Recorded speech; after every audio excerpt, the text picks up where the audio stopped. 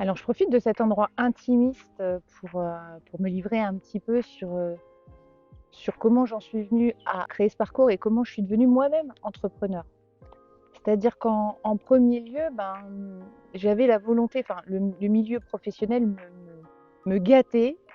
J'avais des chefs qui me polluaient et c'était vraiment agaçant à la fin et j'avais l'impression que c'était moi qui avais un problème.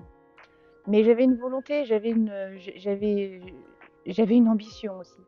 Donc j'ai voulu me mettre à mon compte, sauf que par mauvaise connaissance, effectivement, ma première entreprise de formation, parce que je ne faisais pas de veille, parce que je ne connaissais pas bien le marché de la réglementation, j'ai dû fermer suite à un changement de loi.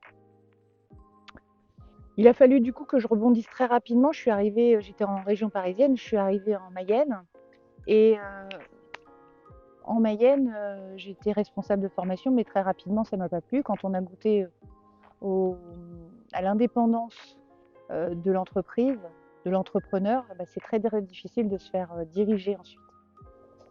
Cette expérience, ça a été un échec, mais ça a été un échec sur plusieurs niveaux parce que c'était un échec personnel, enfin c'était un échec professionnel et personnel parce que j'avais fait le choix de déménager, de me séparer géographiquement de mon conjoint et de fait, du coup, je me suis retrouvée seule à la maison avec 3 enfants à gérer puisque mon grand était parti. Ça a été compliqué. Et puis, quand on aime la formation, on y retourne. Donc j'ai recréé ma structure, mais j'avais j'avais pas très envie au démarrage, donc je l'ai redémarré en portage salarial. J'étais au chômage, portage salarial, c'était intéressant.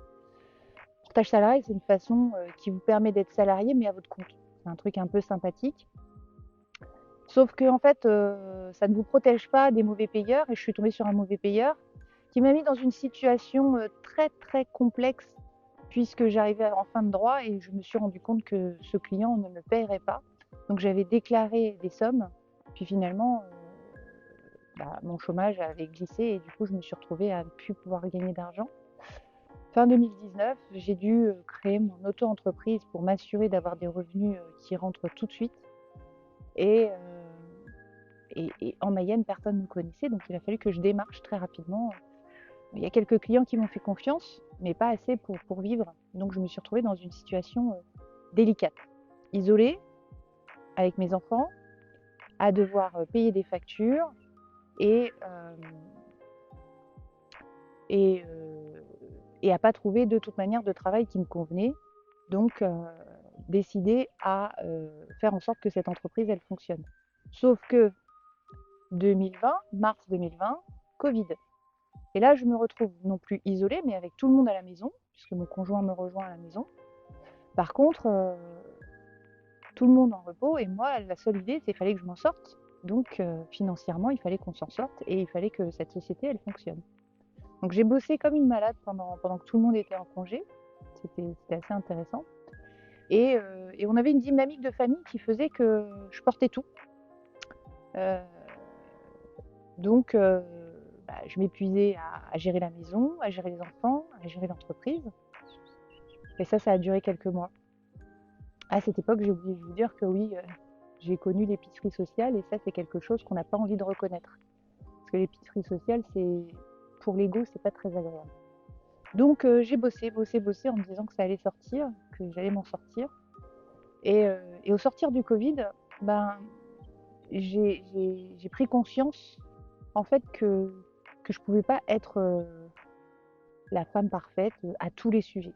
Et du coup, il y a eu un conseil de famille, en tout cas entre mon conjoint et moi, où les choses ont été remises à plat. Et pour que notre vie de famille continue, il a fallu que tout le monde comprenne, et particulièrement mon conjoint, que aujourd'hui j'avais envie de m'épanouir dans ma vie de professionnelle, que c'était important pour notre vie sociale également, pour les revenus. Et du coup, là, je suis devenue alignée. Donc j'ai vraiment pris à ce moment-là acte de qui je voulais être. Et celle que je voulais être, c'était une professionnelle accomplie. Pour ce faire, il a fallu quand même que je m'appuie sur plusieurs autres domaines. Un, la religion. Deux, du yoga. Et que je délaisse un peu mes enfants. Mais je m'étais occupée d'eux pendant longtemps et puis j'étais toujours là. moins disponible, mais toujours là. En tout cas, j'ai fait des journées à rallonge. Ça tombait bien puisque c'était 2020 après le Covid.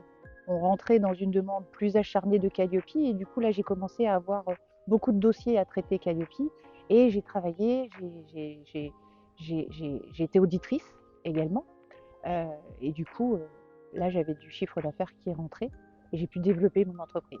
Ça a été une entreprise qui quasiment du jour au lendemain a explosé en termes de chiffre d'affaires. J'étais auto-entrepreneuse et de quasiment rien, je suis passée à 30 000, puis à 70 000 la deuxième année, donc en 2021, en fin 2020 plutôt, fin 2020, début 2021. Et puis en septembre 2020, j'ai créé une entreprise parce que là, c'était stabilisé et ça y est, j'avais ce que je voulais, euh, la place que je voulais en termes de professionnels, en termes de femmes. Euh, Chacun dans la famille avait trouvé une place qui lui convenait et moi ça me va bien d'être à fond sur mon activité. Mais il faut le savoir, quand on est entrepreneur, il faut savoir qu'on ne peut pas tout faire et que si on veut tout faire, on ne réussira pas à dégager des chiffres d'affaires de folie puisque avoir une entreprise, ça demande beaucoup de temps au travail, mais aussi de disponibilité d'esprit hors travail pour y penser, pour savoir quelles sont les stratégies de demain, pour, pour renouveler son offre quand ça change, pour aller chercher des clients, pour répondre aux demandes des clients, pour s'adapter au marché parce que le marché de la formation, c'est un marché qui change énormément. Et, euh, et pour se ressourcer aussi, pour ne pas se lasser de cette activité.